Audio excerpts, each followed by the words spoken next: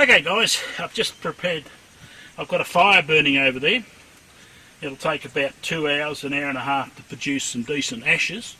And we will be cooking this in the camp oven, of course. But I thought I'd show you first off a bit of preparation for the lamb roast. What I do is I have a tendency to have a few spices, you know, rosemary, all-purpose spice seasoning, and rosemary twice, getting worse in my old age. A bit of Saxon salt, a bit of black pepper, and a bit of olive oil. And I basically just prepare my roast very simply by cutting holes in it.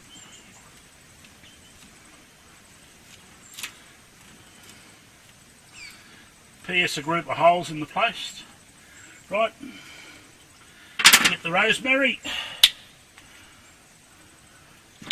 place the rosemary on top and rub them into the holes.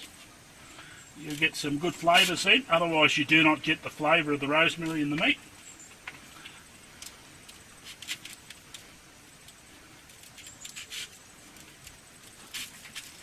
I like to leave the rosemary sit on for a while because it takes a while for the meat to suck it up. An all-purpose seasoning, I like to put a bit of all-purpose seasoning on it. I don't muck around, I put lots on. Again, I give it a bit of a rub to get the seasoning to go into the little holes that I've punched into it. And that usually makes them go quite well. Little trick, bit of oil. I'm using olive oil, that's all I ever use. I don't use any of the other oils. I don't like them when you're roasting in an oven. Olive oil's more forgiving if you overheat it. Where most of those canola oils and so forth, if you overheat them, they don't taste the best afterwards. They have a tendency to go off. Okay. I put a level shrinking of salt on the meat. That will make it garnish a bit and actually come out quite nice. A little bit of black pepper, because I like the pepper. Now the little trick that I always do, I always put a bit of sugar on.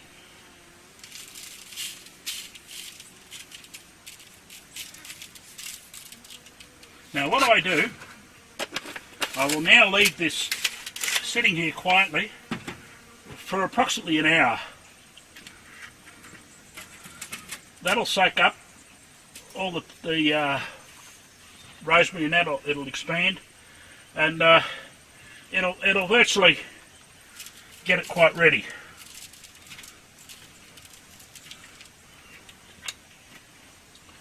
I usually put them in the camp oven when the oven's hot. I'll put it in upside down. I'll cook it for about 3 to 5 minutes. Then I'll turn the thing over. This is on a hot camp oven.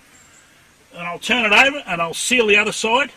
Then I'll take the pot oven off, which I'll show you, and I will cook it on top of the oven for a little while today. I'll show you a little trick that I do to defuse the heat. A lot of people have problems with burning their camp oven when they first start cooking. I will cook this on the coals on the ground eventually, but I'll show you a couple of little things that I've learnt over the years the hard way. And misfortunately, when you're a bush cook, it doesn't matter how good it tastes or how bad it tastes. That's it, mate. You're lumped with it. You got to live with it. So another little trick I have one of these little thermometers. You push it into the meat, and I use it when I'm cooking.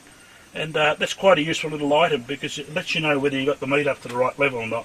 But you can usually smell it. You can usually smell it cooking beautifully. I'll cook the meat for about 2 hours, and then I'll put the veggies in and cook the veggies and the meat for about another hour.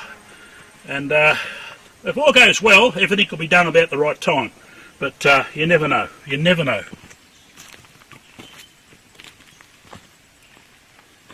Okay guys, once I've got the camp oven hot on top of the plate here, I'll put the roast in and start cooking it. But at the moment, I'm just trying to heat the pot up itself. It's a good idea to warm the pot before you put the meat in, otherwise it sticks and it's a bit silly. One of the tricks that I've learned over the years, if you're going to cook on top of the barbecue plate, and I will show you that in another video, I'll show you how to do some rice sweet and sour and some chops, and I'll show you the little trick I do. But you put a bit of dirt on top of the plate or a few ashes off the ground, put them on top of the plate, then put the barber plate back on, put the pot back on the plate. You'll find that'll just diffuse the heat coming out of the steel plate, and it won't burn everything that's touching the pot. But it's an old trick. It works well, and it's really good. The downside of cooking on top of the barbie plate is that if there's a cool breeze around or something, you'll always get a cold part. One side of the pot will be colder than the other side, so you never get an even cook. So if you're going to cook on top of the plate, you've got to keep turning the pot about a quarter of a turn about every 15 minutes to keep the heat evenly distributed all the way around.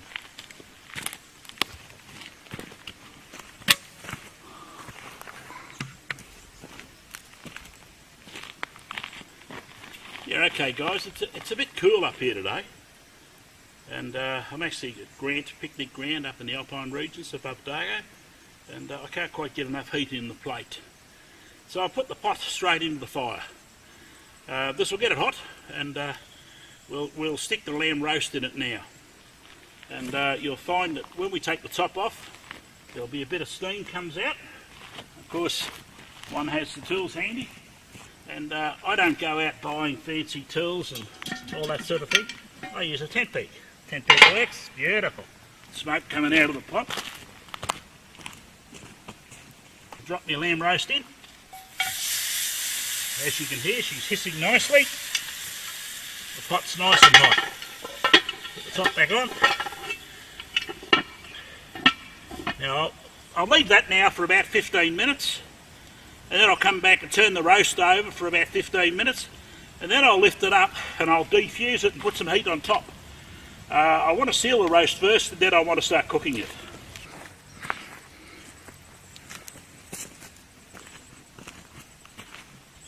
Okay, now the pot's been on for half an hour, and what I'll do now is have a check of everything. Pick the pot up. Pull her off. I got my tent peg this time. Beautiful. Oh, blast.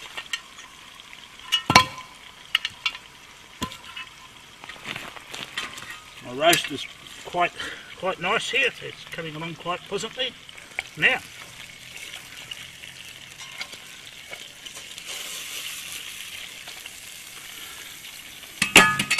now's the time that I put the heat stick in. Give it a couple of ticks to see our temperature.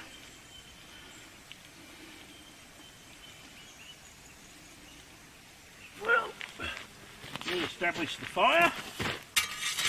Put some more ash. Stir it up a bit.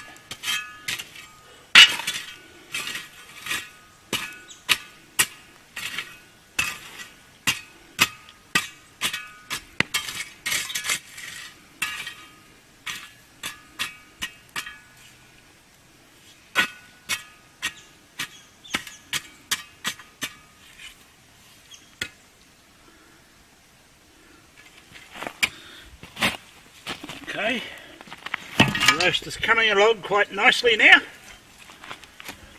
So what we'll do,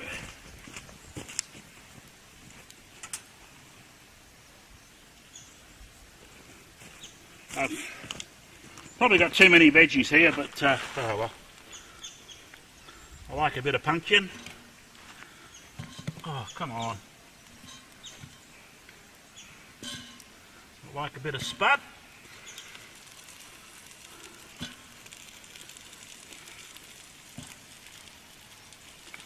And I always enjoy a bit of roast carrot.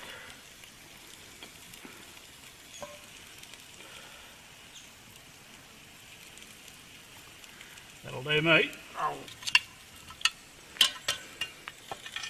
There's another good tip, guys. Don't put your tent peg on the pot lid. It's hot.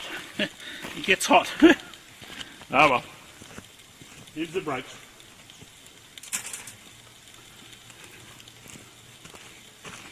I've got this policy where I won't put things on the ground. If I do, I always forget the damn things and lose them. Okay. Let's get the pot back on again. And let it go for another good half, 3/4 of an hour, maybe an hour, because the fire's gone down a fair bit now.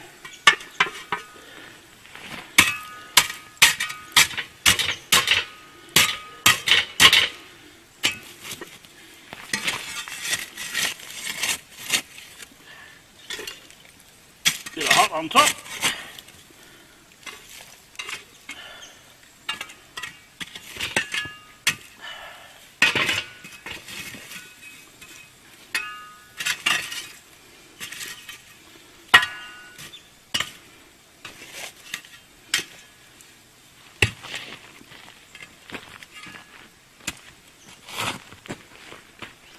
Okay.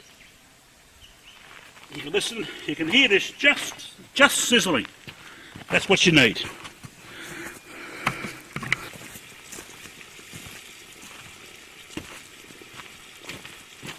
Okay, another half hour's gone, and I'm just going to check the roast, see how everything's going. It's sizzling quite well, I can hear it, quite beautiful sound. And we should be getting somewhere near a reasonably cooked roast.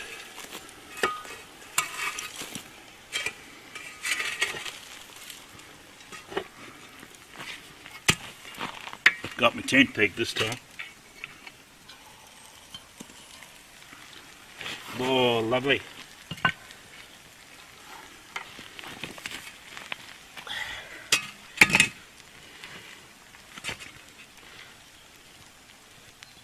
That's beautiful cooking.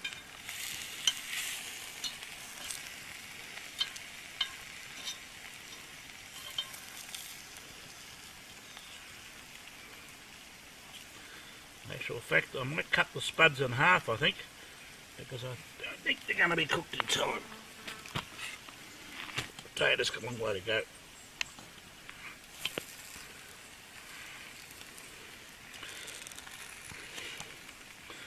Yes, honey just starting to cook. So the old trick is cut them down into smaller pieces. Well, that'll speed them up.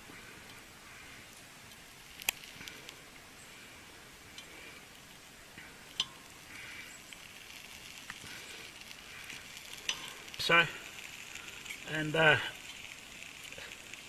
we should be pretty close then, I reckon.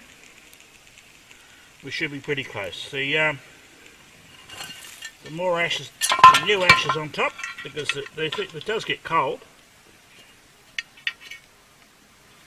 And under the fire here it's got, and gets further away. It's harder and harder to get down on my knees.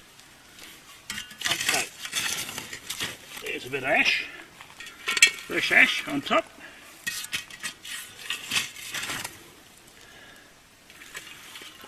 Okay, let's pull the fire back together. There's still a lot of heat there, you'd be surprised how much heat's there.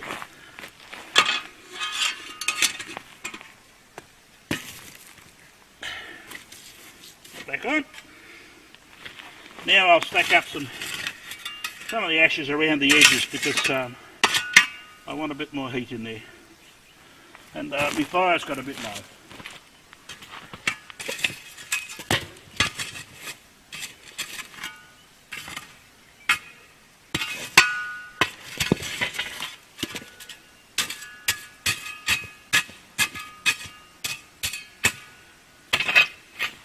Okie dokie, we'll be back in about another half hour.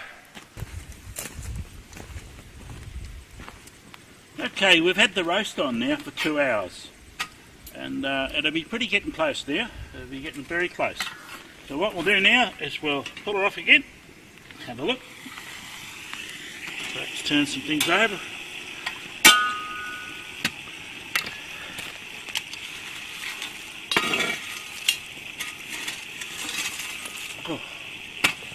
Never notice where you go, you'll just get smoke in your eyes and you stand next to a fire.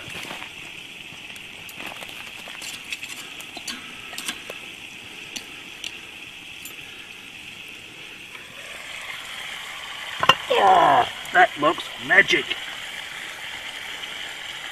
Buds are coming along nice. Yep. Yep.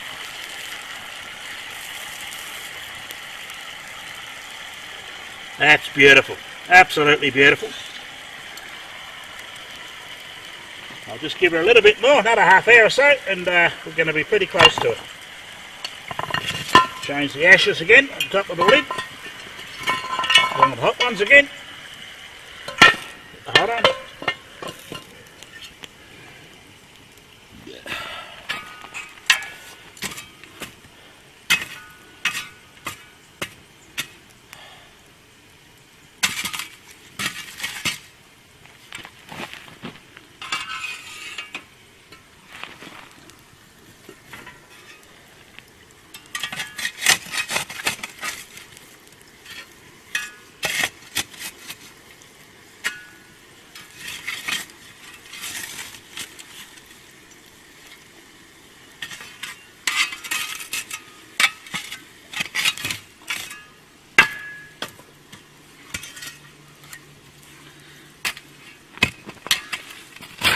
Notice that we got a bit of breeze blowing, and the breeze is actually making small cold spots on the side of the pot.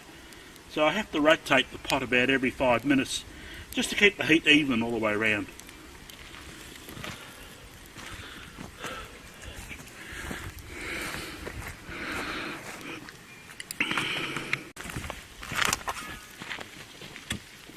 Okay guys, my little roast has been cooked for some time now, and I can hear it sizzling away quite merrily there, and I think she should be pretty close to being ready now, so we'll see how we go. Oh, of course I left the peg behind and the fork behind again, didn't I?